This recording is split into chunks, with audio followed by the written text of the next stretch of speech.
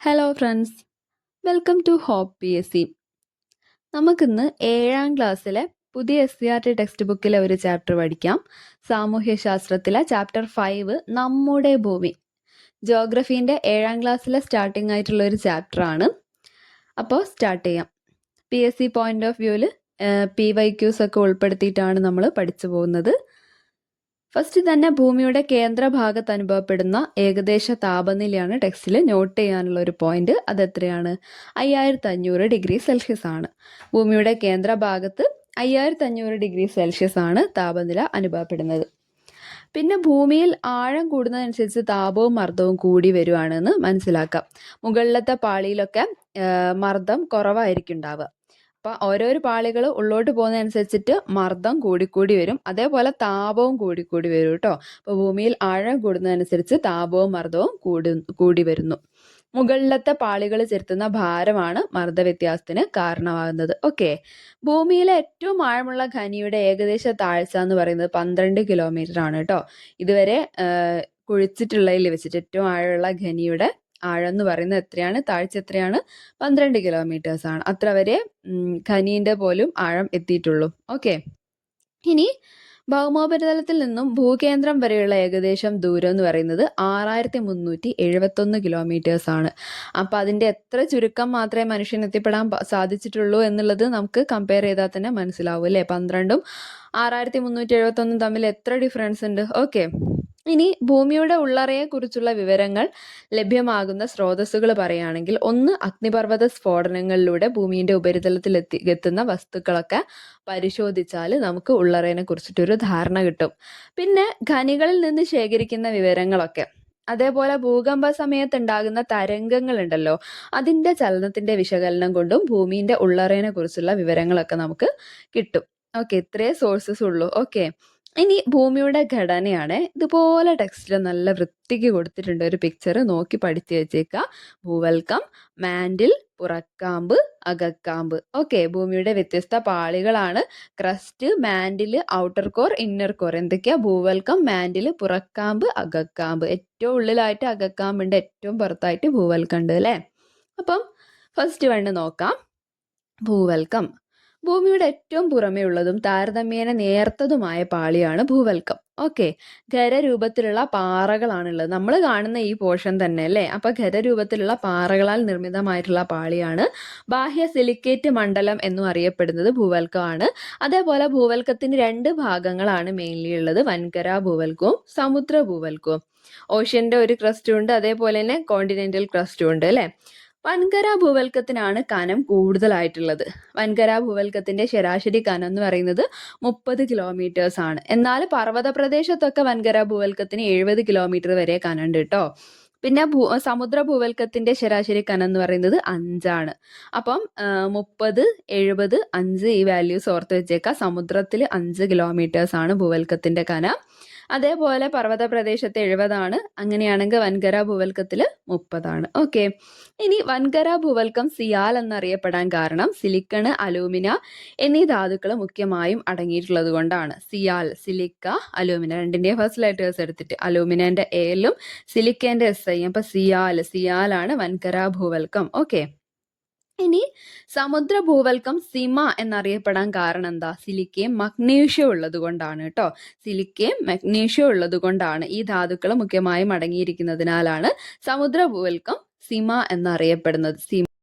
ഇതിനെ സിമ എന്ന് വിളിക്കെങ്കിൽ കൂടിയിട്ടും നമ്മൾ കെമിസ്ട്രിയിൽ മഗ്നീഷ്യത്തിന്റെ സിമ്പൽ എന്ന് പറയുന്നത് Mg ആണ് കേട്ടോ, അത് ഓർത്ത് വെക്കണേ.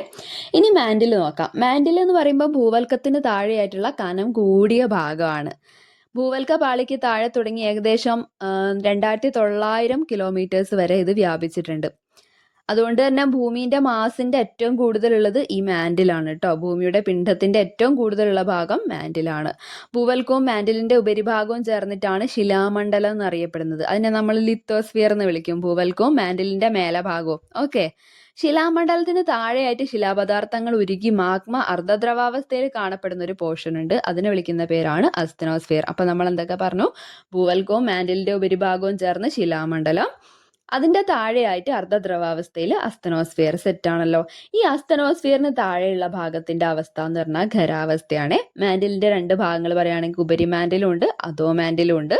ഈ മേലഭാഗം അതായത് ഉപരിമാൻഡിൽ എങ്ങനെയാ, അത് ഖരാവസ്ഥയിലാണ് കാണപ്പെടുന്നത്. അധോമാൻഡിൽ എന്ന് പറയുമ്പോഴോ അത് അർദ്ധദ്രവാവസ്ഥയിലാണ് കാണപ്പെടുന്നത്. ഇനി മാൻഡിലിന്റെ താഴെയുള്ളതാണ് കാമ്പ് എന്ന് പറയുന്ന പോർഷൻ. അതെന്ന് പറയുമ്പോൾ ഭൂമിയുടെ കേന്ദ്ര ഭാഗമാണ് കാമ്പ്. മാൻഡിലിന്റെ താഴെ തുടങ്ങി 2900 കിലോമീറ്റർ മുതൽ 6371, അതായത് നമ്മൾ നേരത്തെ ഭൂമിയുടെ ആരം പറഞ്ഞല്ലോ, ഏകദേശം ഒരു ആരം പറഞ്ഞല്ലോ, ആ ഒരു ആരം അതുവരെ, അതായത് സെൻട്ര വരെ വ്യാപിച്ചിരിക്കുന്ന പോർഷനാണ് ഈ ഒരു കാമ്പ് എന്ന് പറയുന്നത്. കാമ്പിന്റെ രണ്ട് ഭാഗങ്ങളുണ്ട്, പുറക്കാമ്പും അകക്കാമ്പും ഉണ്ട്. പുറക്കാമ്പ് ദ്രാവകാവസ്ഥയിലാണ്, അകക്കാമ്പ് ഖരാവസ്ഥയിലാണ്. കാമ്പ് മുഖ്യമായും നിക്കല്, ഇരുമ്പ് എന്നീ ലോഹങ്ങൾ കൊണ്ടാണ് ഉണ്ടാക്കിയിരിക്കുന്നത്. അതുകൊണ്ട് തന്നെ അതിന്റെ ഫസ്റ്റ് ലെറ്റേഴ്സ് ഓർത്ത് വെക്കുക, നിക്കല്, ഫെറം, ഇരുമ്പിന്റെ ഫെറം, അപ്പൊ ഫെറത്തിന്റെ Fe. അപ്പം കാമ്പിന്റെ മറ്റൊരു പേരെന്താ, നിഫെ എന്നാണ് കേട്ടോ. നിക്കലിന്റെ Niയും ഇരുമ്പിന്റെ Feയും, അപ്പൊ നിഫെ. ഇനി അന്തരീക്ഷം നോക്കാം കേട്ടോ. ചുട്ടുപഴുത്ത അവസ്ഥയിലായിരുന്നു പണ്ട് ഭൂമി ഉണ്ടായിരുന്നത്.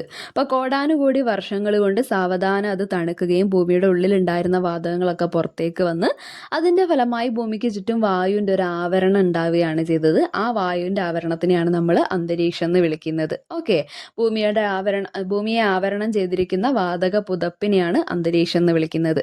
ഭൗമോപരിതലത്തിൽ നിന്നും ഏകദേശം അന്തരീക്ഷം എത്ര വരെ ഉണ്ട് എന്ന് ചോദിച്ചാൽ 10,000 കിലോമീറ്റേഴ്സ് വരെ ഉണ്ട്. ഭൗമോപരിതലത്തിൽ നിന്നും അന്തരീക്ഷ വായുവിന്റെ 97% സ്ഥിതി ചെയ്യുന്നത് ആ താഴെയുള്ള 29 കിലോമീറ്റർ ഉയരം വരെ മാത്രമാണ്. ബാക്കി 10,000 കിലോമീറ്റർ വരെ ഉണ്ട് എന്ന് നമ്മൾ പറഞ്ഞു. പക്ഷെ അവിടേക്കൊന്നും വായു അങ്ങനെ കൂടുതലായിട്ടും ഇല്ല കേട്ടോ, മനസ്സിലാക്കുക. ഭൗമോപരിതലത്തിൽ നിന്നും അന്തരീക്ഷ വായുവിന്റെ അളവ് ആ ഒരു 97% സ്ഥിതി ചെയ്യുന്നത് 29 കിലോമീറ്റേഴ്സ് ഉയരം വരെ മാത്രമാണ്. ഓക്കെ, ഇനി ഉയരം കൂടുംതോറും അന്തരീക്ഷവാതകങ്ങളുടെ അളവ് കുറഞ്ഞു വരുവാണ് ചെയ്യുന്നത്. ഭൂമിയിൽ ജീവൻ നിലനിർത്തുന്നതിന് മുഖ്യ പങ്ക് വഹിക്കുന്നത് ഓക്സിജനും കാർബൺ ഡൈ ഓക്സൈഡും ആണ് അല്ലേ. നമ്മൾ ഉള്ളോട്ട് എടുക്കുന്നതും പുറത്തോട്ട് വിടുന്നതും ഓർക്കുക. ഓക്സിജൻ, കാർബൺ ഡൈ ഓക്സൈഡ്, ഈ രണ്ട് സാധനങ്ങളാണ് ഭൂമിയിൽ ജീവൻ നിലനിർത്തുന്നതിന് മുഖ്യമായ പങ്ക് വഹിക്കുന്നത്. അന്തരീക്ഷത്തിൽ ഓക്സിജൻ വർദ്ധിക്കുന്നതിന് കാരണമാകുന്ന പ്രതിഭാസം പ്രകാശ സംശ്ലേഷണമാണ്. അതേപോലെ അന്തരീക്ഷ സംരചനയിലുള്ള ഘടകങ്ങൾ പറയുകയാണെങ്കിൽ വാതകങ്ങൾ കാണപ്പെടുന്നുണ്ട്.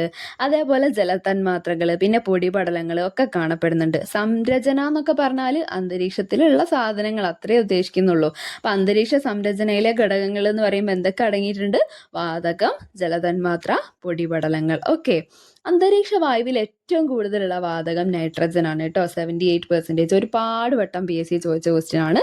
78% അടങ്ങിയിരിക്കുന്നത് നൈട്രജൻ ആണ്. ഓക്കെ, ഇനി അന്തരീക്ഷ വായുവിൽ ഏറ്റവും കൂടുതലുള്ള രണ്ടാമത്തേത് ചോദിച്ചാൽ നമ്മൾ ഉള്ളോട്ട് എടുക്കുന്ന വാതകം, അതായത് ഓക്സിജൻ അല്ലേ. ഓക്സിജൻ 21% ഓക്സിജൻ ആണ്.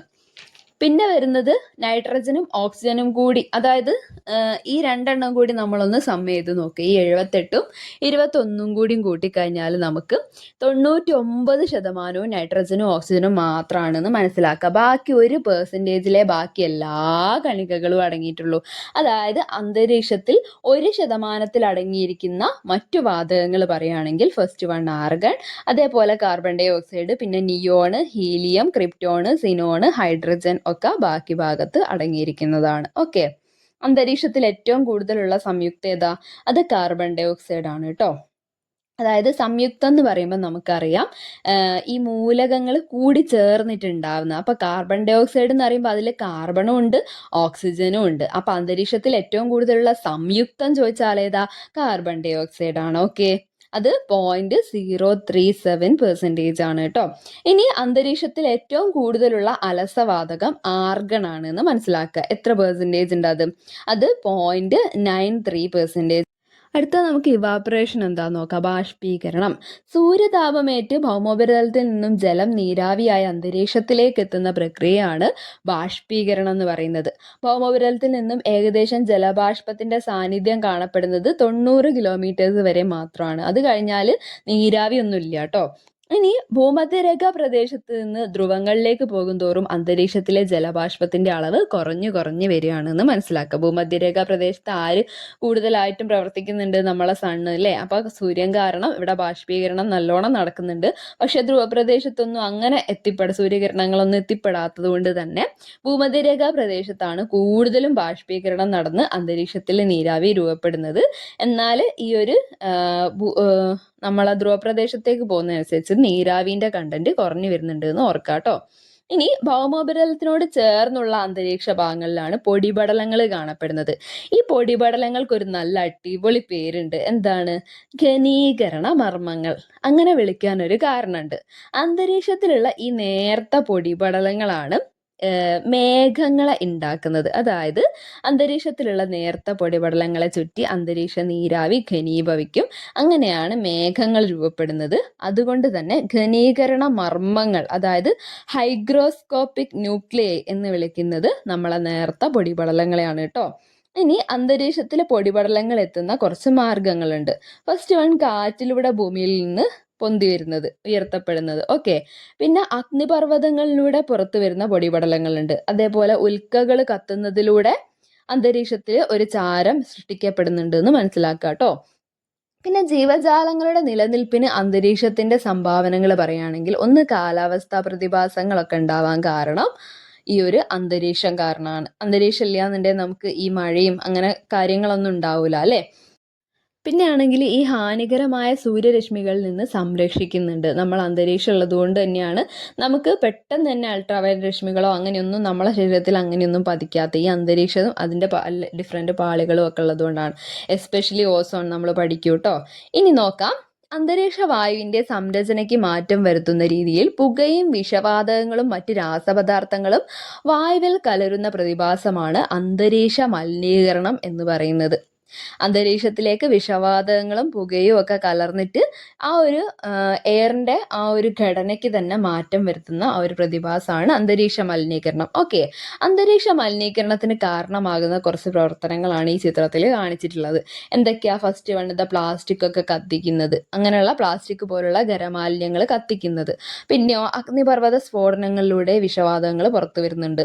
അതേപോലെ വെടിമരുന്നുകളുടെ ഉപയോഗം, നമ്മൾ വിഷുവിനൊക്കെ ഒരുപാട് പടക്കം പൊട്ടിച്ചിട്ടുണ്ടാവും അല്ലേ. ഇനി ഫാക്ടറികളിൽ നിന്നും വാഹനങ്ങളിൽ നിന്നും ഒക്കെ പുറത്തു വരുന്നുള്ള പുക. ഓക്കെ. അടുത്തതായി നമുക്ക് അമ്ലമഴ എന്താണെന്ന് പഠിക്കാം. ഈ അന്തരീക്ഷത്തിൽ എത്തുന്ന carbon dioxide, carbon monoxide, sulphur dioxide ഇങ്ങനെയുള്ള ഗ്യാസസിനൊക്കെ ഒപ്പം മഴവെള്ളം കലർന്നിട്ടാണ് അമ്ലമഴ ഉണ്ടാവുന്നത്. അതായത് അന്തരീക്ഷത്തിലേക്ക് എത്തുന്ന കാർബൺ ഡൈ ഓക്സൈഡ്, നമ്മളെ CO2, അതേപോലെ carbon monoxide, sulphur dioxide SO2, sulphuric acid ഒക്കെ ഉണ്ടാവും അല്ലേ. സൾഫർ ഡൈ ഓക്സൈഡ് വെള്ളമായിട്ട് കലർന്നു കഴിഞ്ഞാൽ. അതേപോലെ ഒരാളും കൂടി ഉണ്ട്, നൈട്രജൻ ഓക്സൈഡ് ഇങ്ങനത്തെ സാധനം. അതിപ്പോൾ നൈട്രിക് ആസിഡ് ഉണ്ടാവുക. അപ്പോൾ അങ്ങനെ ഡിഫറെൻറ്റ് കൈൻഡ്സ് ഓഫ് ആസിഡ്സ് ഉണ്ടാവും. അങ്ങനെ അത് ഭൂമിയിലേക്ക് പതിക്കുന്ന സമയത്ത് അമ്ലമഴ എന്നാണ് നമ്മൾ അതിനെ വിളിക്കുന്നത്, ആസിഡ് റെയിൻ. ഓക്കെ. അപ്പം അന്തരീക്ഷത്തിൽ എത്തുന്ന carbon dioxide, carbon monoxide, sulphur dioxide തുടങ്ങിയവ മഴവെള്ളത്തിനോടൊപ്പം കലർന്ന് വെള്ളത്തിന് ആസിഡ് സ്വഭാവം കൈവരികയും ഭൂമിയിലേക്ക് അത് പതിക്കുകയും ചെയ്യുന്ന പ്രതിഭാസമാണ് അമ്ലമഴ. അന്തരീക്ഷത്തിൽ സൾഫർ ഡൈ ഓക്സൈഡിന്റെയും നൈട്രജൻ ഓക്സൈഡിന്റെയും പ്രവർത്തന ഫലമായാണ് അമ്ലമഴ ഉണ്ടാവുന്നത്. ഓക്കെ. അമ്ലമഴയായി കണക്കാക്കുന്ന മഴവെള്ളത്തിന്റെ pH മൂല്യം ഇമ്പോർട്ടൻ്റ് ആണ്, ഓർത്ത് വെച്ചേക്കുക. 5ൽ കുറവായിരിക്കും കേട്ടോ. നമ്മൾ പഠിച്ചിട്ടുണ്ട് 7 എന്ന് പറഞ്ഞാൽ ശുദ്ധജലത്തിന്റെ pH ആണ്. 7ൽ കൂടുതലാണെങ്കിൽ എന്താ? ബേസ് ആണ്. 7ൽ താഴെ ആണെങ്കിൽ ആസിഡ് ആണ്. അപ്പോൾ 7ൽ താഴെയാണ്. 7ൽ താഴെ എന്ന് പറഞ്ഞാൽ പോരാ, 5ൽ താഴെ എന്ന് പറയണം. അങ്ങനെയാകുമ്പോഴാണ് കറക്റ്റ് അമ്ലമഴയുടെ pH. ഓക്കെ, നമ്മൾ പഠിച്ചല്ലോ. ഇനി ശുദ്ധജലത്തിന്റെ pH നമ്മൾ പറഞ്ഞു 7 ആണ്. ഇനി പുകയും മൂടൽമഞ്ഞും സംയോജിച്ചുണ്ടാകുന്നതാണ് കേട്ടോ സ്മോഗ് എന്ന് പറഞ്ഞാൽ എന്താണ്? സ്മോക്ക് പ്ലസ് ഫോഗ് ആണ്. പുകയും മൂടൽമഞ്ഞും ചേർന്നിട്ടാണ് പുകമഞ്ഞ് ഉണ്ടാവുന്നത്. പുകമഞ്ഞിനെ സ്മോഗ് എന്നാണ് വിളിക്കുക. ഓക്കെ. ഇനി നമുക്ക് ഇങ്ങനെ കുറച്ച് മലിനീകരണങ്ങൾ നമ്മളെ ചുറ്റിലും നടക്കുന്നത് തന്നെയാണ് വായു മലിനീകരണങ്ങൾ. നമുക്കറിയാം അല്ലേ. വ്യവസായശാലകൾ, വാഹനങ്ങൾ, നിർമ്മാണ പ്രവർത്തനങ്ങൾ, കാർഷിക അവശിഷ്ടങ്ങളുടെ കത്തിക്കൽ തുടങ്ങിയവയിൽ നിന്നും പുറന്തള്ളുന്ന പുകയും പൊടിപടലങ്ങളുമാണ് പുകമഞ്ഞിന് കാരണമാകുന്നത്. ഓക്കെ. ഇനി കേരളത്തിൽ സ്മോഗ് ഉണ്ടാവുന്ന ഒരു പട്ടണമുണ്ട്. അത് ഏതാണെന്നറിയോ? ഒരേ ഒരു പട്ടണമാണ് ആലുവ, എറണാകുളത്തുള്ള ആലുവയിലാണ് കേരളത്തിൽ സ്മോഗ് ഉണ്ടാവുന്നത് കേട്ടോ. ഇനി വായുമലിനീകരണം മൂലം വർദ്ധിക്കുന്ന രോഗങ്ങൾ പറയുകയാണെങ്കിൽ ഫസ്റ്റ് വൺ പക്ഷാഘാതം, അതേപോലെ ഹൃദ്രോഗം, ശ്വാസകോശ രോഗങ്ങൾ. നമ്മൾ ലങ്സ് കൂടിയല്ലേ നമ്മൾ ശ്വസിക്കുന്നത്, അപ്പോൾ വായുമലിനീകരണം ഉണ്ടായിട്ട് ശ്വാസകോശ രോഗം ഉറപ്പാണ്. അതേപോലെ ഹൃദ്രോഗം, പക്ഷാഘാതം ഓർത്ത് വെച്ചേക്കാം കേട്ടോ. ഇനി അന്തരീക്ഷ മലിനീകരണം ഒഴിവാക്കാൻ വേണ്ടിയിട്ട് നമുക്ക് ഈ മാർഗങ്ങളൊക്കെ സ്വീകരിക്കാം. എന്തൊക്കെയാ? ഫസ്റ്റ് വൺ നോക്കുക, ചിത്രത്തിൽ മരങ്ങളൊക്കെ വെച്ച് പിടിപ്പിക്കുക അല്ലേ. അതേപോലെ സോളാർ പാനലുകളൊക്കെ സ്ഥാപിക്കുക. പിന്നെ ഇലക്ട്രിക് വാഹനങ്ങളൊക്കെ പ്രോത്സാഹിപ്പിക്കുക. ഇലക്ട്രിക് വാഹനങ്ങളുടെ നമ്പർ പ്ലേറ്റ് ഏത് കളറിലാണ് ഉണ്ടാവുക? പച്ച. എല്ലാവർക്കും അറിയായിരിക്കും അല്ലേ. ഇനി ദൈർഘ്യം കുറഞ്ഞ യാത്രകൾക്ക് സൈക്കിള്, കാൽനടയാത്ര തിരഞ്ഞെടുക്കുക. ഓക്കെ. ഇനി അന്തരീക്ഷ ഘടനയാണ് നമുക്ക് പഠിക്കാനുള്ളത്. അന്തരീക്ഷത്തെ ലംബതലത്തിൽ പ്രധാനമായും 2 ഭാഗങ്ങളായിട്ടാണ് തിരിച്ചത്. ഒന്ന് homosphere, second one heterosphere. Homo എന്ന് പറയുമ്പോൾ ആ വേർഡിൽ തന്നെ ആ മീനിങ് ഉണ്ട്, ഹോമോ സെയിം അല്ലേ. അപ്പോൾ ഭൗമോപരിതലത്തിൽ നിന്നും ഏകദേശം ഒരു 90 കിലോമീറ്റർ ഉയരം വരെയാണ് വാതക സംരചനയിൽ ഐക്യരൂപമുള്ള അന്തരീക്ഷ ഭാഗം. അങ്ങനെ വെച്ചാൽ മിക്സ്ചർ അല്ലാതെ ഒരേപോലെയുള്ള വാതകങ്ങൾ ഒരേ ഏരിയയിൽ അങ്ങനത്തെ രീതിക്ക് വ്യാപിച്ച് കിടക്കുന്നത്. അതായത് ഇപ്പോൾ ഓസോൺ ലെയർ ആണെന്നുണ്ടെങ്കിൽ ആ ഒരു ഏരിയയിൽ ഓസോൺ ആണ് കൂടുതലായിട്ടും ഗ്യാസ് ഉണ്ടാവുക. മനസ്സിലായില്ലേ? ആ ഒരു രീതിക്ക്. അപ്പോൾ നോക്കുക, 90 കിലോമീറ്റർ ഉയരം വരെ ഏകദേശം ആ ഒരു രീതിക്ക് തന്നെയാണ് വാതക സംരചനയിൽ ഐക്യരൂപം ഉണ്ട്. ഓക്കെ, അതിനെയാണ് ഹോമോസ്ഫിയർ എന്ന് പറയുന്നത്. ഇനി ഹെട്രോസ്ഫിയർ ആണ് അല്ലേ. ഹെട്രോ എന്നുള്ള വേർഡ് തന്നെ അറിയാം, ഡിഫറെന്റ് കൈൻഡ്സ് ഓഫ് വാതകങ്ങളുണ്ട്. മിശ്രിത രൂപത്തിലാണ് വാതകങ്ങൾ കാണപ്പെടുന്നത്. ഹോമോസ്ഫിയറിന് മുകളിലായി വാതകങ്ങൾ മിശ്രിത രൂപത്തിൽ കാണപ്പെടുന്ന അന്തരീക്ഷ ഭാഗത്തിനാണ് നമ്മൾ ഹെട്രോസ്ഫിയർ എന്ന് വിളിക്കുന്നത്. ഇനി നമ്മൾ പണ്ടേ പഠിക്കുന്ന 5 രീതിയിൽ ക്ലാസിഫൈ ചെയ്യാമെന്ന് നമ്മൾ പഠിച്ചിട്ടുണ്ട് അല്ലേ. എത്ര പാളികളായിട്ട് അന്തരീക്ഷത്തിനെ ക്ലാസിഫൈ ചെയ്യുന്നത്? 5. ഒന്ന് ട്രോപ്പോ, പിന്നെ സ്ട്രാറ്റോ, മീസോ, തെർമോ, എക്സോ. ഓക്കെ, താപവ്യത്യാസത്തിന്റെ അടിസ്ഥാനത്തിലാണ് നമ്മൾ ഇങ്ങനെ ക്ലാസിഫൈ ചെയ്യുന്നത് കേട്ടോ. താപവ്യത്യാസത്തിന്റെ അടിസ്ഥാനത്തിൽ അന്തരീക്ഷത്തെ 5 വ്യത്യസ്ത പാളികളായി തിരിക്കാം. Troposphere, stratosphere, mesosphere, thermosphere, exosphere. ഇതിനൊരു അടിപൊളി കോഡ് ഉണ്ട്, ഞാൻ പറഞ്ഞു തരാം. Trust me in the exams. Trust me in the exams. Trust എന്ന് പറയുമ്പോൾ TR, ട്രോപ്പോസ്ഫിയർ. സ്റ്റ് എന്ന് പറയുമ്പോൾ ST, അപ്പോൾ സ്ട്രാറ്റോസ്ഫിയർ. പിന്നെ മീ എന്ന് പറയുമ്പോൾ മീസോസ്ഫിയർ. എന്ന് പറയുമ്പോൾ തെർമോസ്ഫിയർ. അതേപോലെ ലാസ്റ്റ് എക്സാംസിൻ്റെ EX എടുത്തു കഴിഞ്ഞാൽ എക്സോസ്ഫിയർ. സെറ്റാണല്ലോ, ഓർഡറിൽ ഓർത്ത് വെക്കാം. അപ്പോൾ troposphere, stratosphere, mesosphere, thermosphere, exosphere. Okay, ഇനി നമുക്ക് ഫസ്റ്റ് വണ്ണ് ട്രോപ്പോസ്ഫിയർ നോക്കാം. ഭൂമിയുടെ പ്രതലത്തോട് ഏറ്റവും അടുത്തുള്ള അന്തരീക്ഷ പാളിയാണ് ട്രോപ്പോസ്ഫിയർ. അന്തരീക്ഷത്തിന്റെ ഏറ്റവും താഴെയുള്ള ഭാഗമാണ് ഈ ട്രോപ്പോസ്ഫിയർ എന്ന് പറയുന്നത്. പൊടിപടലങ്ങളുണ്ട്, അതേപോലെ ജലബാഷ്പവും ഏറ്റവും കൂടുതലുള്ള അന്തരീക്ഷ പാളിയാണിത്. അതേപോലെ മേഘരൂപീകരണം നടക്കുന്നത് ഇവിടെയാണ്. മഴ, മഞ്ഞ്, കാറ്റ്, ഇടിമിന്നലൊക്കെ ഉണ്ടാവുന്നത്, അന്തരീക്ഷ പ്രതിഭാസങ്ങളൊക്കെ സംഭവിക്കുന്നത് ട്രോപ്പോസ്ഫിയറിലാണ്. ഓക്കെ, ഇനി യാത്രാ വിമാനങ്ങൾ പോകുന്നത് എവിടെയാ? അതും ഈ ട്രോപ്പോസ്ഫിയറിലൂടെയാണ് കേട്ടോ. യാത്രാ വിമാനങ്ങൾ സഞ്ചരിക്കുന്ന അന്തരീക്ഷ പാളിയാണ് ട്രോപ്പോസ്ഫിയർ. പിന്നെ ഭൗമോപരിതലത്തിൽ നിന്ന് ട്രോപ്പോസ്ഫിയറിന്റെ ഹൈറ്റ് പറയുന്നുണ്ട്. 3 രീതിക്ക് നമ്മൾ ഓർത്ത് വെക്കണം. ഫസ്റ്റ് വണ്ണ് നമ്മൾ ഭൗമോപരിതലത്തിൽ നിന്ന് എന്ന് പറഞ്ഞിട്ട് മാത്രം പഠിക്കുക, അത് 13 ഓക്കെ, അതിൽ നിന്ന് 5 കൂട്ടുകയും 5 കുറയ്ക്കുകയും ചെയ്താൽ നമുക്ക് മറ്റേത് കിട്ടും. അതായത് ധ്രുവപ്രദേശത്ത് 13 - 5 8 അതേപോലെ ഭൂമധ്യരേഖ പ്രദേശത്ത് അതിനോടൊരു 5 കൂടി കൂട്ടുക അല്ലേ. അതായത് 13 + 5 18 ഓർത്ത് വെക്കാൻ എളുപ്പമാണ് അല്ലേ. അപ്പോൾ ഭൗമോപരിതലത്തിൽ നിന്ന് ട്രോപ്പോസ്ഫിയറിന്റെ ശരാശരി ഉയരം 13, ധ്രുവപ്രദേശത്ത് 8, ഭൂമധ്യരേഖ പ്രദേശത്ത് 18. സെറ്റ് അല്ലേ. ഇനി ഭൂമധ്യരേഖാ പ്രദേശത്ത് ചൂട് കൂടുതലായതുകൊണ്ട് തന്നെ വായു ചൂട് പിടിച്ച് ഉയരങ്ങളിലേക്ക് വ്യാപിക്കുന്നു.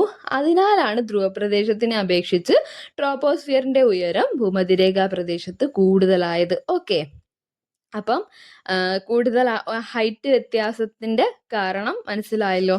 ഇനി ട്രോപ്പോസ്ഫിയറിൽ ഓരോ 165 മീറ്റർ ഉയരം കൂടുന്തോറും 1 ഡിഗ്രി സെൽഷ്യസ് ടെമ്പറേച്ചർ കുറയുന്നുണ്ട് കേട്ടോ. അതിനെയാണ് നമ്മൾ നോർമൽ ലാപ്സ് റേറ്റ് എന്ന് വിളിക്കുന്നത്. അതായത് ക്രമമായ താപനഷ്ട നിരക്ക്. ഒരു നിശ്ചിത ഹൈറ്റ് കൂടുന്ന സമയത്ത് ഒരു നിശ്ചിത ടെമ്പറേച്ചർ കുറയുക അല്ലേ, അതായത് 165 മീറ്റർ ഉയരം കൂടുമ്പം 1 ഡിഗ്രി സെൽഷ്യസ് കുറയുക. ആ ഒരു രീതി ഒരു നിശ്ചിത ഹൈറ്റ് വരെ അത് ട്രോപ്പോസ്ഫിയറിൽ നിലനിൽക്കുന്നുണ്ട്. അതുകൊണ്ട് തന്നെ ക്രമമായ താപനഷ്ട നിരക്ക് എന്നാണ് അതിനെ പറയുന്നത്, normal lapse rate. Okay, important ആണ്. ഇനി ട്രോപ്പോസ്ഫിയറിൽ ഉയരം കൂടുന്തോറും താപം കുറയുന്നുണ്ട്. അതിനാലാണ് ഊട്ടി, മൂന്നാർ, കൊടൈക്കനാൽ തുടങ്ങിയ പ്രദേശങ്ങളിലൊക്കെ തണുപ്പ് അനുഭവപ്പെടുന്നത്. ഇനി ട്രോപ്പോസ്ഫിയറിന് മുകളിലുള്ള സംക്രമണ മേഖലയെ എന്താ വിളിക്കുക? ട്രോപ്പോ പാസ് എന്നാട്ടോ. ഈ ട്രോപ്പോ പാസിലാണ് ജെറ്റ് പ്രവാഹം കാണപ്പെടുന്നത്. ജെറ്റ് പ്രവാഹം, ജെറ്റ് വിമാനമല്ല, കൺഫ്യൂസ്ഡ് ആവരുത്. ജെറ്റ് പ്രവാഹം. അപ്പൊ ട്രോപ്പോ പാസിലൂടെയുള്ള വായുപ്രവാഹത്തിന്റെ പേരാണ് ജെറ്റ് പ്രവാഹം. ഓക്കെ, ഇനി നമുക്ക് നെക്സ്റ്റ് പാളി നോക്കാം, സ്ട്രാറ്റോസ്ഫിയർ. ട്രോപ്പോസ്ഫിയറിന് തൊട്ട് മുകളിലായിട്ടുള്ള ഭാഗമാണ് സ്ട്രാറ്റോസ്ഫിയർ എന്ന് പറയുന്നത്. അപ്പോൾ ട്രോപ്പോപാസിൽ തുടങ്ങി ഭൗമോപരിതലത്തിൽ നിന്ന് ഏകദേശം ഒരു 50 കിലോമീറ്റേഴ്സ് വരെ വ്യാപിച്ച് കിടക്കുന്ന ഒരു അന്തരീക്ഷ മണ്ഡലമാണ് സ്ട്രാറ്റോസ്ഫിയർ. ജെറ്റ് വിമാനങ്ങൾ സഞ്ചരിക്കുന്ന അന്തരീക്ഷ പാളിയാണ് സ്ട്രാറ്റോസ്ഫിയർ. അപ്പം നമ്മൾ നേരത്തെ പറഞ്ഞതും ഇപ്പോൾ പറഞ്ഞതും മാറിപ്പോവാണ്ട് ഓർത്ത് വെച്ചേക്കുക. ട്രോപ്പോപാസിലൂടെയുള്ളത് ജെറ്റ് പ്രവാഹമാണ്. എന്നാൽ ജെറ്റ് വിമാനം സഞ്ചരിക്കുന്നത് ഇതിലെയാ, അത് സ്ട്രാറ്റോസ്ഫിയറിൽ കൂടിയാണ്. സെറ്റാണല്ലോ. ഇനി സ്ട്രാറ്റോസ്ഫിയറിൽ ഒരു നിശ്ചിത ഹൈറ്റ് കഴിയുമ്പോൾ താപം വർദ്ധിക്കുന്നുണ്ട് കേട്ടോ. താപം വർദ്ധിച്ചു വരികയാണ് ചെയ്യുന്നത്. ഓക്കെ, ഇനി സ്ട്രാറ്റോസ്ഫിയറിന്റെ താഴ്ന്ന വിതാനങ്ങളിൽ ഉയരം കൂടുന്നതനുസരിച്ച് താപനിലയിൽ മാറ്റം അനുഭവപ്പെടുന്നില്ല. മേലോട്ട് പോകുമ്പോഴാണ് താപം കൂടുന്നത്. ഓക്കെ, ഈ മേഖല, അതായത് ഈ താഴെയുള്ള താപനിലയിൽ മാറ്റം വരാത്ത ആ ഒരു പോർഷനെ വിളിക്കുന്ന പേരാണ് സമതാപ മേഖല. ഓക്കെ, ഇനി ഓസോൺ ദിനം നോക്കാം. ഓസോൺ ദിനം സെപ്റ്റംബർ 16 കേട്ടോ. സെപ്റ്റംബർ 16, 1988 ഐക്യരാഷ്ട്രസഭയുടെ ജനറൽ അസംബ്ലി യോഗത്തിലാണ് ഓസോൺ പാളി സംരക്ഷണ ദിനം നമ്മൾ പ്രഖ്യാപിച്ചിട്ടുള്ളത്. അത് ആചരിച്ചു തുടങ്ങിയത് ഏത് വർഷം മുതലാ? 1994 മുതലാണ്. ഓക്കെ, അപ്പോൾ ഓസോൺ ദിനം ആചരിച്ചു തുടങ്ങിയത് 1994 മുതലാണ്. ഓക്കെ, ഇനി അൾട്രാവയലറ്റ് കിരണങ്ങളെ ആഗിരണം ചെയ്ത് ഭൂമിയിൽ എത്താതെ സംരക്ഷിക്കുന്ന സ്ട്രാറ്റോസ്ഫിയറിലെ പാളിയാണ് ഓസോൺ ലെയർ. ഓക്കെ, അൾട്രാവയലറ്റ് കിരണങ്ങൾ സൃഷ്ടിക്കുന്ന ദോഷങ്ങൾ ഒരുപാടുണ്ട്, നമുക്കറിയാം അല്ലേ. ഒന്ന് ആഹാര ശൃംഖലയുടെ തകർച്ച, അതേപോലെ കൃഷിനാശം, പിന്നെ സസ്യ വളർച്ചയൊക്കെ മുരടിച്ചു പോകും. കൃഷിക്കൊക്കെ നാശം വരും, ചെടിക്കൊക്കെ ദോഷമാവും അല്ലേ. പിന്നെ സസ്യ വളർച്ചയൊക്കെ മുരടിച്ചു പോകും. അതേപോലെ അകാല വാർദ്ധക്യം വരും ആൾക്കാർക്ക്.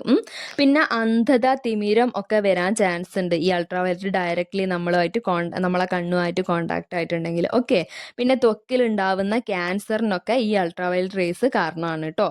പിന്നെ ഓസോൺ ശോഷണത്തിന് കാരണമാകുന്ന വാതകങ്ങൾ പഠിക്കാം. ഏതൊക്കെയാ? ക്ലോറോ ഫ്ലൂറോ കാർബൺസ്, അതേപോലെ ഹാലോൺ, പിന്നെ കാർബൺ മോണോക്സൈഡ്. മറന്നു പോകരുത്, chlorofluorocarbons, halon, carbon monoxide. ഇത് PSCക്ക് ഇഷ്ടപ്പെട്ടിട്ടുള്ള ഒരു മേഖലയാണ്. ഓസോൺ ശോഷണത്തിന് കാരണമായിട്ടുള്ള വാതകങ്ങൾ ഉൾപ്പെടുന്നത് ഏത് എന്നൊക്കെ ചോദിച്ചിട്ട് നമുക്ക് ചോദിക്കാൻ ചാൻസ് ഉണ്ട്. അപ്പൊ chlorofluorocarbons, halons, carbon monoxide പഠിച്ചു വെച്ചേക്കുക. സെറ്റാണല്ലോ.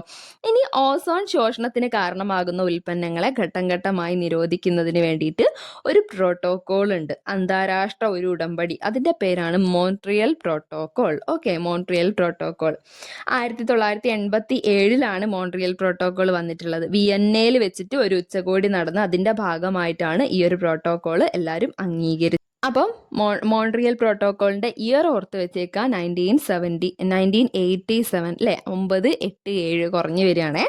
ഇനി വിയന്നയിൽ വെച്ചാണ് ഇത് നടന്നത് എന്ന് ഓർക്കുക. മോൺട്രിയൽ പ്രോട്ടോകോൾ എന്തുമായി ബന്ധപ്പെട്ടതാ? ഓസോൺ ശോഷണത്തിന് കാരണമാകുന്ന ഉൽപ്പന്നങ്ങളെയൊക്കെ നിരോധിക്കാൻ വേണ്ടിയിട്ട് ഒരു ഉടമ്പടി ഉണ്ടാക്കിയതാണ് മോൺട്രിയൽ പ്രോട്ടോകോൾ. ഓക്കെ, ഇനി ലാസ്റ്റ് സ്ട്രാറ്റോസ്ഫിയറിൽ എന്താ പറയുന്നത്? സ്ട്രാറ്റോസ്ഫിയറിന് മുകളിലുള്ള സംക്രമണ മേഖലേന്റെ പേരാണ്, അതാണ് സ്ട്രാറ്റോപാസ്. ഓരോ പാളിന്റെ പേര് തന്നെയാണ് സ്റ്റാർട്ട് ചെയ്യാം. അപ്പം ഈ സ്ട്രാറ്റോപാസ് എന്ന് പറയുമ്പോൾ സ്ട്രാറ്റോസ്ഫിയറിന്റെ മുകളിലാണെന്ന് ഓർക്കുക കേട്ടോ. ഇനി അത് കഴിഞ്ഞാൽ വരുന്നത് ഏത് പാളിയാ? മീസോസ്ഫിയർ ആണ്. അപ്പൊ സ്ട്രാറ്റോസ്ഫിയറിന് മുകളിൽ ഏകദേശം 50 കിലോമീറ്റർ മുതൽ 80 കിലോമീറ്റർ വരെയാണ് ഈ മീസോസ്ഫിയർ വ്യാപിച്ചിട്ടുള്ളത്. ഉയരം കൂടുന്തോറും താപം കുറഞ്ഞു വരുന്ന ഒരു അന്തരീക്ഷ പാളിയാണ് മീസോസ്ഫിയർ കേട്ടോ. ഇനി ഉൽക്കകൾക്കൊക്കെ കത്തിച്ചാരമാകുന്ന ഒരു അന്തരീക്ഷ പാളിയാണിത്. അപ്പൊ തണുത്ത സ്ഥലമാണ്, അതുകൊണ്ട് തന്നെ ഉൽക്കകളൊക്കെ കത്തിച്ചാരമായി പോകുന്നത് അങ്ങനെയുള്ള സ്ഥലമാണ് മീസോസ്ഫിയർ. മീസോസ്ഫിയറിൽ പ്രവേശിക്കുന്ന ഉൽക്കകൾ കത്തിച്ചാരമാകാൻ മെയിൻലി കാരണമാവുന്നത് അവിടുത്തെ ഘർഷണം ആണ് കേട്ടോ. മീസോസ്ഫിയറിൽ കാണപ്പെടുന്ന ഭൂമിയിൽ ഏറ്റവും ഉയരത്തിലുള്ള മേഘങ്ങൾക്ക് ഒരു പേരുണ്ട്, നൊക്ടിലുസന്റ് മേഘങ്ങൾ. ഈ നൊക്ടിലുസന്റ് മേഘങ്ങളെ ദിശാദീപങ്ങൾ എന്നാണ് വിളിക്കുന്നത് കേട്ടോ. അതൊക്കെ നമുക്ക് ഒരു എക്സ്പെക്ട് ചെയ്യാവുന്ന ക്വസ്റ്റ്യൻ ആണ്. നൊക്ടിലുസന്റ് മേഘങ്ങൾ, ദിശാദീപങ്ങൾ എന്നറിയപ്പെടുന്നു. മിസോസ്ഫിയറിലാണ് ഈ മേഘങ്ങൾ കാണപ്പെടുന്നത്. ഭൂമിയിലുള്ള ഏറ്റവും ഉയരത്തിലുള്ള മേഘങ്ങളാണ് ഈ നൊക്ടിലുസന്റ് മേഘങ്ങൾ, മറന്നുപോകരുതേ.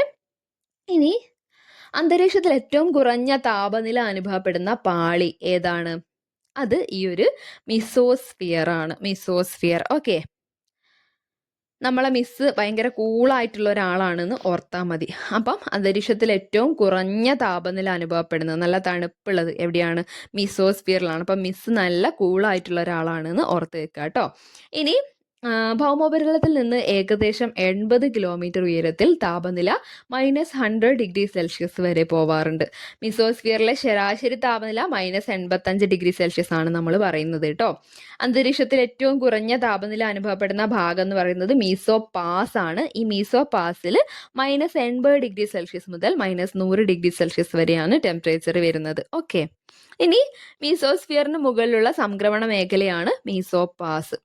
അത് കഴിഞ്ഞാൽ നമുക്ക് പഠിക്കാനുള്ള ഏതാ? തെർമോസ്ഫിയർ അല്ലേ. ഈ തെർമോസ്ഫിയർ എന്ന് പറയുമ്പോൾ മീസോസ്ഫിയറിന് മുകളിലായിട്ട് ഒരു 80 മുതൽ 400 കിലോമീറ്റർ വരെ ഹൈറ്റിലാണ് സ്ഥിതി ചെയ്യുന്നത്. അതിന്റെ ഉയരം കൂടുന്തോറും താപനില കൂടിയാണ് വരുന്നത്. ഏറ്റവും താപനില കൂടിയ അന്തരീക്ഷ പാളിയാണ് തെർമോസ്ഫിയർ. ഭൂഗുരുത്വാകർഷണം ഏറ്റവും കുറവാണ് തെർമോസ്ഫിയറിൽ. അപ്പൊ ഏറ്റവും താപനില കൂടിയതാണ്, ഭൂഗുരുത്വാകർഷണം ഏറ്റവും കുറഞ്ഞതാണ്. സെറ്റാണല്ലോ. ഇനി ധ്രുവപ്രദേശങ്ങളിൽ കാണപ്പെടുന്ന അറോറ കാഴ്ചകളുടെ ഉറവിടം എന്ന് പറയുന്നത് തെർമോസ്ഫിയർ ആണ് കേട്ടോ. ധ്രുവപ്രദേശങ്ങൾ നമ്മൾ ഈ ഒരു സംഭവമൊക്കെ ഗൂഗിളിൽ ഒന്ന് അടിച്ചു നോക്കിയാൽ മതി, വെറുതെ കാണാൻ നല്ല ഭംഗിയാ. ഈ അറോറ എന്ന് പറയുന്നത് ഡിഫറെന്റ് കളേഴ്സിൽ ആകാശം കാണുന്നത് എന്ത് ഭംഗി ഉണ്ടാവും അല്ലേ. അപ്പൊ ധ്രുവപ്രദേശങ്ങളിലുള്ള ഒരു പ്രത്യേകതയാണത് ഈ അറോറ എന്ന് പറയുന്നത്. ആ കാഴ്ചകളൊക്കെ ആ ധ്രുവപ്രദേശത്ത് ഉണ്ടാവാൻ കാരണം അവിടുത്തെ തെർമോസ്ഫിയറിലുള്ള ഓരോ പ്രതിഭാസങ്ങളാണ് കേട്ടോ. അപ്പൊ ധ്രുവപ്രദേശങ്ങളിൽ കാണപ്പെടുന്ന അറോറ കാഴ്ചകളുടെ ഉറവിടം തെർമോസ്ഫിയർ എന്നുള്ള അന്തരീക്ഷ പാളിയാണെന്ന് ഓർക്കുക. ഇനി തെർമോസ്ഫിയറിന്റെ താഴ്ന്ന ഭാഗം എന്ന് പറയുന്നത് അയണോസ്ഫിയർ ആണ് കേട്ടോ. അയണോസ്ഫിയർ താഴ്ന്ന ഭാഗം അയണോസ്ഫിയർ ആണ്, മുകളിലെ ഭാഗം എക്സോസ്ഫിയർ ആണ്, മാറിപ്പോവരുതേ. അപ്പൊ നമ്മൾ ആ ഒരു ഓർഡർ പഠിച്ചു വരുന്ന സമയത്ത് trust me in the exams എന്നല്ലേ പറയുന്നത്. അപ്പൊ ഇന്ന് അയണോസ്ഫിയർ അല്ലേ, അപ്പൊ തെർമോസ്ഫിയർ, എക്സാംസിന്റെ എക്സോസ്ഫിയർ, ആ ഒരു ഓർഡർ ആണല്ലോ നമ്മൾ പഠിച്ചത്. അതായത് അയണോസ്ഫിയർ കഴിഞ്ഞിട്ടാണ് തെർമോസ്ഫിയർ, അത് കഴിഞ്ഞിട്ടാണ് എക്സോസ്ഫിയർ നമ്മൾ പഠിച്ചു വെച്ചേക്കുന്നത്. അപ്പം അയണോസ്ഫിയർ ആണ് തെർമോസ്ഫിയറിന്റെ താഴെ പാളി, മേലെ പാളി എക്സോസ്ഫിയറും ആണ്. നമുക്ക് അയോണീകരണം എന്താ നോക്കാം. ഈ അന്തരീക്ഷത്തിൽ ഏകദേശം 80 to 400, അതായത് തെർമോസ്ഫിയറിന്റെ ആ ഒരു ഹൈറ്റിൽ നമുക്ക് വാതക തന്മാത്രകളെ അൾട്രാവയലറ്റ്, എക്സ്റേ തുടങ്ങിയ രശ്മികൾ അയോണുകളാക്കി മാറ്റുന്ന ഒരു പ്രതിഭാസം കാണപ്പെടുന്നുണ്ട്. അതിനെയാണ് അയോണീകരണം എന്ന് പറയുന്നത്. അതായത് അവിടെയുള്ള വാതകങ്ങളൊക്കെ അയോൺ രൂപത്തിലേ നിലനിൽക്കുള്ളൂ. ഓക്കെ, അൾട്രാവയലറ്റ് രശ്മികളും എക്സ്റേയും ഒക്കെ കാരണമാണ് അയോണുകൾ ഉണ്ടാവുന്നത് കേട്ടോ. അപ്പൊ അയോണുകൾ വൈദ്യുതിനെ കടത്തി വിടുന്നുണ്ട്. റേഡിയോ തരംഗങ്ങൾ വൈദ്യുത കാന്തിക തരംഗങ്ങളായതിനാൽ റേഡിയോ തരംഗങ്ങളുടെ ദീർഘദൂര പ്രക്ഷേപണം സാധ്യമാക്കുന്ന ഒരു അന്തരീക്ഷ പാളിയാണ് ഈ അയണോസ്ഫിയർ. ഓക്കെ, വാതക വിനിമയ കൃത്രിമോപഗ്രഹങ്ങൾ സ്ഥിതി ചെയ്യുന്ന അന്തരീക്ഷ പാളിയാണ്. അപ്പൊ ഇത് പ്രീവിയസ് ക്വസ്റ്റ്യൻ ആണ്. റേഡിയോ തരംഗങ്ങൾ അതേപോലെ വൈദ്യുത കാന്തിക തരംഗങ്ങൾ അതൊക്കെ പാസ് ചെയ്യാൻ പറ്റുന്ന ആ ഒരു, അങ്ങനെ റേഡിയോ പ്രക്ഷേപണം, ദീർഘദൂര പ്രക്ഷേപണം ഒക്കെ സാധ്യമാക്കുന്ന ഒരു ലെയറാണ് ഈ അയണോസ്ഫിയർ എന്ന് പറയുന്നത്. പിന്നെ വാർത്താവിനിമയ കൃത്രിമോപഗ്രഹങ്ങൾ, നമ്മളെ കമ്മ്യൂണിക്കേഷൻ സാറ്റലൈറ്റ്സ് ഒക്കെ സ്ഥിതി ചെയ്യുന്നത് ഈ ഒരു അയണോസ്ഫിയർ പാളിയിലാണ്. ഓക്കെ, ഇനി എക്സോസ്ഫിയർ ആണ് നമുക്ക് പഠിക്കാനുള്ളത്. ഈ തെർമോസ്ഫിയറിന്റെ ഏറ്റവും പുറമുള്ള ഭാഗം, അതായത് അന്തരീക്ഷത്തിൽ ഏറ്റവും മുകളിലുള്ള പാളിയാണ് എക്സോസ്ഫിയർ. തെർമോസ്ഫിയറിന് മുകളിലായി സ്ഥിതി ചെയ്യുന്നു. പിന്നെ 400 കിലോമീറ്റർ മുകളിൽ സ്ഥിതി ചെയ്യുന്ന അന്തരീക്ഷ പാളിയാണ് എക്സോസ്ഫിയർ. അതേപോലെ വായു തന്മാത്രകളുടെ സാന്നിധ്യം ക്രമേണ കുറഞ്ഞ് ബഹിരാകാശത്തേക്ക് ലയിക്കുന്ന ഒരു അന്തരീക്ഷ പാളിയാണ് എക്സോസ്ഫിയർ എന്ന് പറയുന്നത്. അതായത് വായു തന്മാത്രകളൊന്നും തീരെ അവിടെ അങ്ങനെ കാണപ്പെടുന്നില്ല. അത് ബഹിരാകാശമായിട്ട് ലയിക്കുകയാണ്. അതായത് അന്തരീക്ഷം ബഹിരാകാശമായിട്ട് ലയിക്കുന്ന ഒരു പോർഷൻ, അതാണ് ഏറ്റവും ലാസ്റ്റ് പോർഷൻ, അതാണ് എക്സോസ്ഫിയർ. അപ്പോൾ ഓക്കെ, സെറ്റ് ആണല്ലോ. ഇത്രയാണ് നമുക്ക് ലേയേഴ്സിനെ കുറിച്ച് പഠിക്കാനുള്ളത് കേട്ടോ. അപ്പം ഓക്കെ ഫ്രണ്ട്സ്, താങ്ക് യു.